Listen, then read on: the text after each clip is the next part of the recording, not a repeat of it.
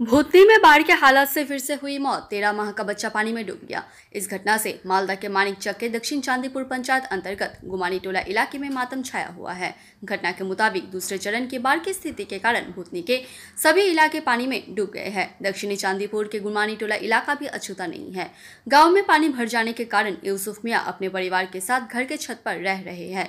सोमवार की शाम नाबालिग बच्चा सबकी नजर बचाकर घर से बाहर चला गया। नतीजा ये हुआ कि बच्चा पानी में डूब गया। स्थानीय लोगों ने उसे बचाने की कोशिश की, लेकिन बच्चे को बचाया नहीं जा सका।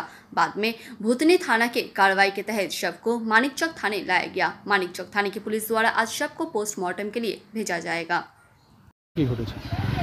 घटना हलो चारिदिके जल आछे, 3 फीट 3.5 फीट जल आछे। बाड़ीते घुमिয়েছিল, বাড়ির লোক সব ছাদে গিয়েছিল। যাওয়ার পরে বাচ্চা এবার নেমে খাট থেকে সরকে জলে পড়ে গেল।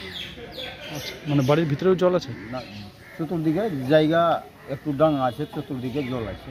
আচ্ছা, তো বাড়ির লোক সব ছাদের উপরে ছিল, ছাদের উপরেই থাকে।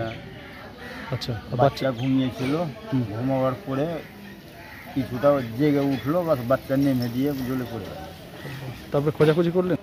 খোঁজাখুঁজি 4-5 মিনিটের পরে পাওয়া গেল। তখন কি অবস্থা? অবস্থা কী হবে, ওখান থেকে তুলে মুলে নিয়ে আসলো।